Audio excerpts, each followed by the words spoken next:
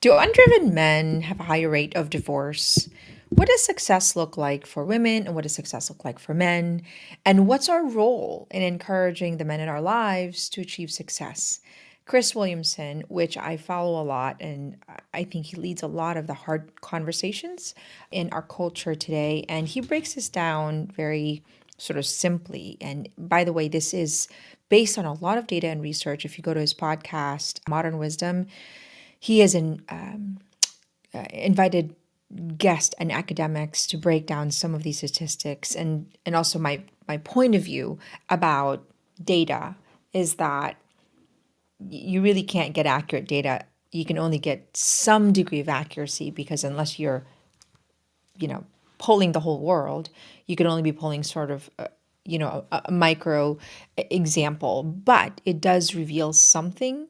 I think what he talks about here, a lot of women and men are feeling we're just starting to put language in our culture.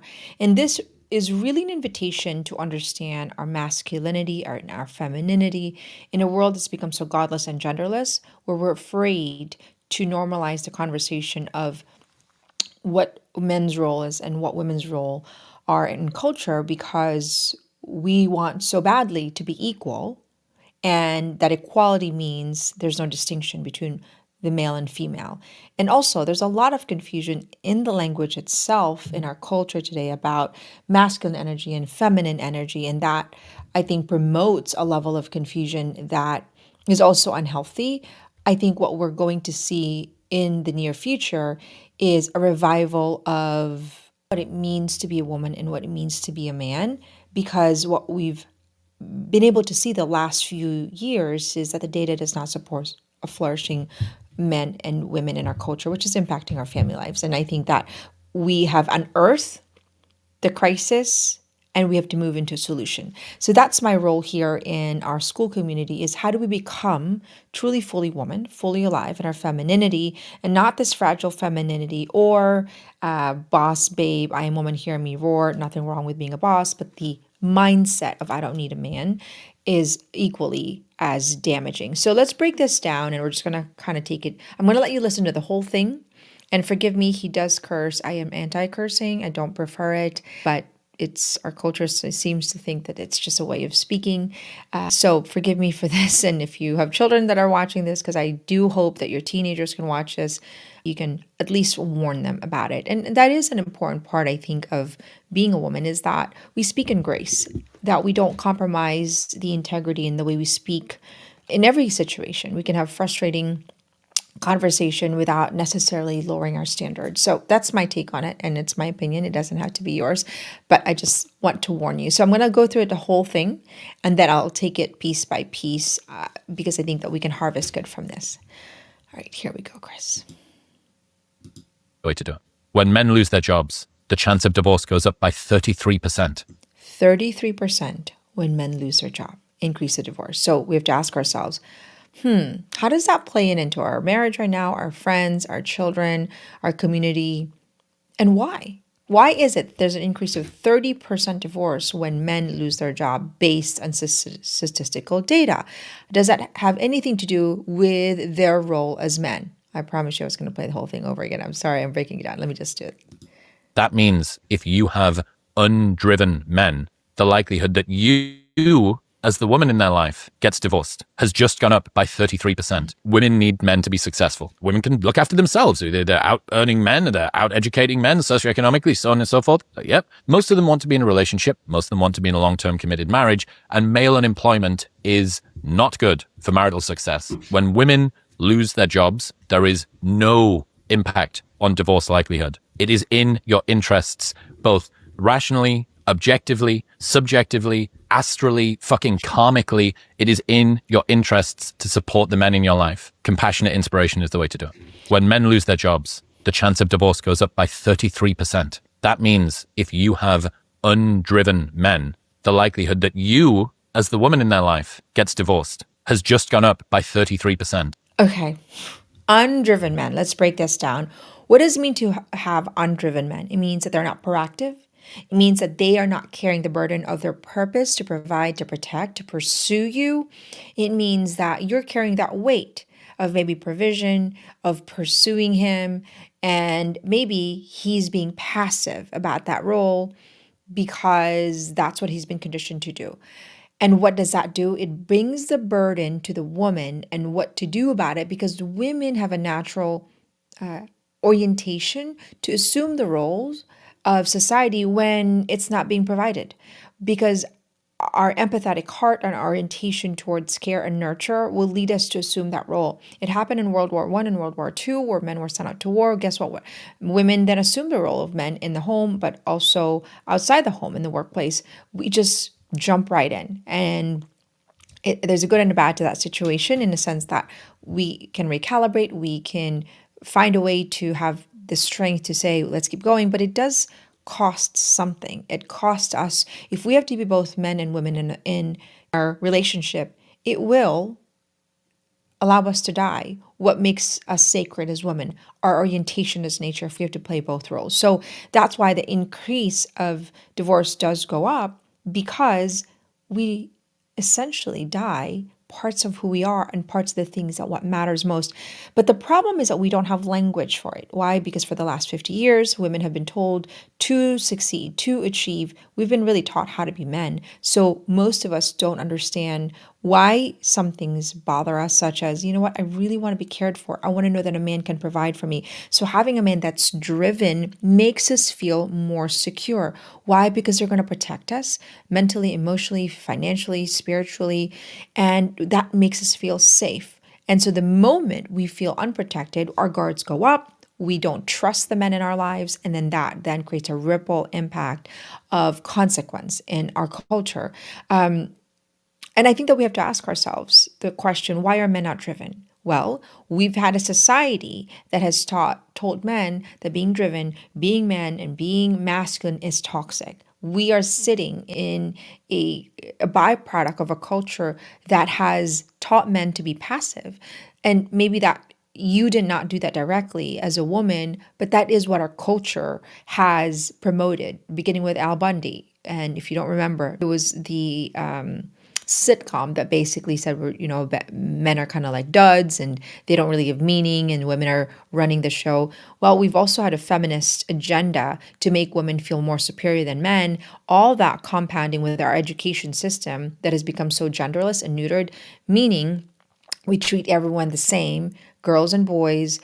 And what happens when we treat everyone the same is that nobody's actually learning how to fulfill their true nature and to fulfill their purpose in harmony with their God-given sexuality. Why? Because boys learn different from girls. Boys are different from girls, and we need to speak to them differently. We need to teach them differently. And so if we have an education system that doesn't account for, you know what, girls, this is what your fertility looks like. This is how you make decisions as a woman. This is what you need to learn as a woman. And this is what you need as a man. But also we don't consider orientation and natural tendencies of masculine and feminine, such as boys, are learned through movement. And when we suppress recess and we take away what is innately natural to boys, and you know that really quickly if you have boys and girls, that there's distinction right away from the start. Now, we can't put everyone in a box, there's variations in that, but all throughout history, that has been the orientation for boys, is that they are more, physical and they're physically stronger. And so we have an education system that suppresses that nature. Then what we have is suppression of masculinity. But also, when men suffer, women will suffer. We're not sort of this, I am woman, hear me roar, look at me achieve, but then men are suppressed and women are somehow growing. No, because what we have right now is women, 1 out of 5 are in antidepressant.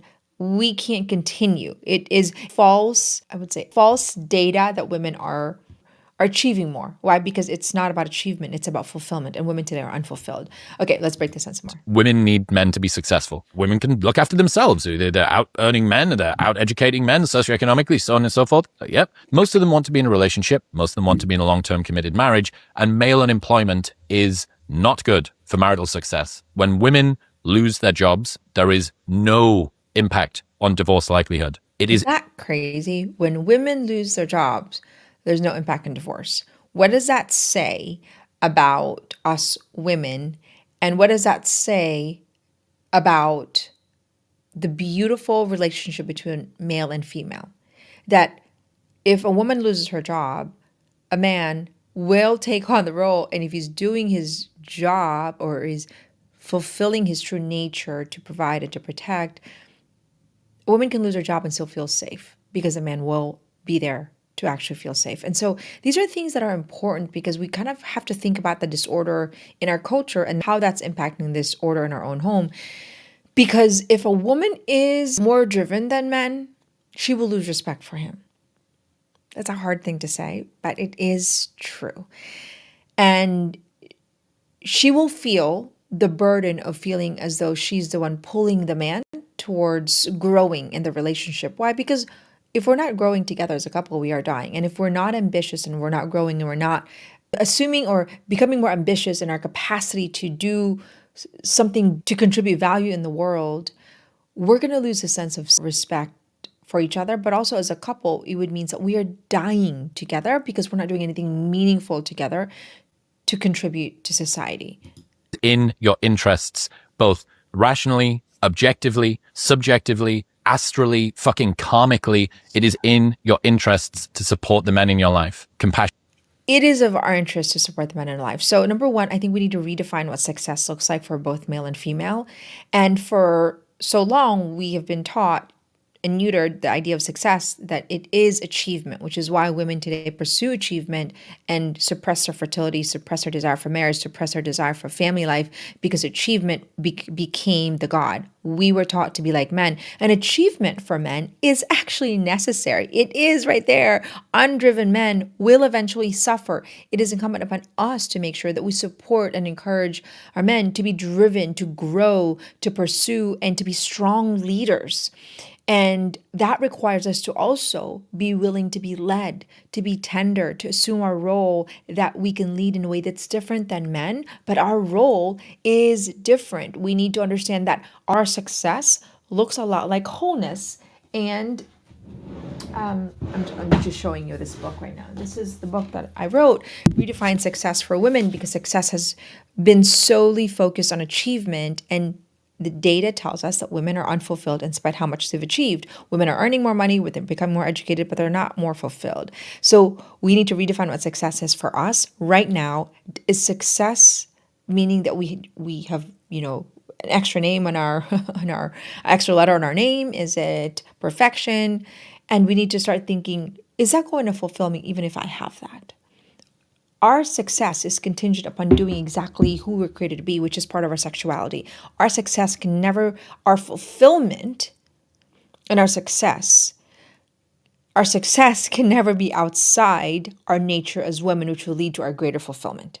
So we need to understand that success for women cannot be a part of her role as a mother, role as a wife, role as a nurturer of her own home and her community. It has to be integrated.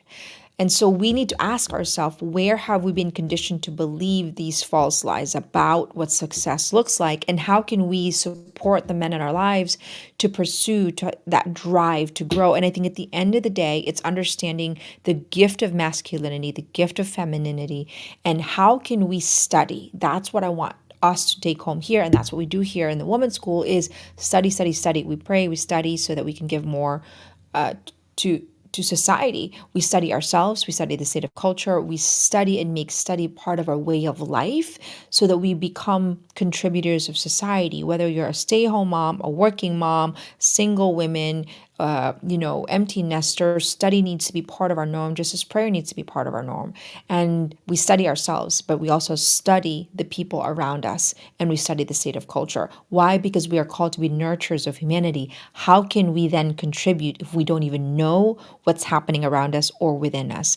And that's why I want us to study conversations like this so that it deepens our awareness and we're not distracted. And yes, we can be entertained, but what if we spent our time and energy studying and used that, entertainment, which I love a good funny movie, which there's no funny movie, funny reels, and do things that entertain us, but things that draw depth and meaning.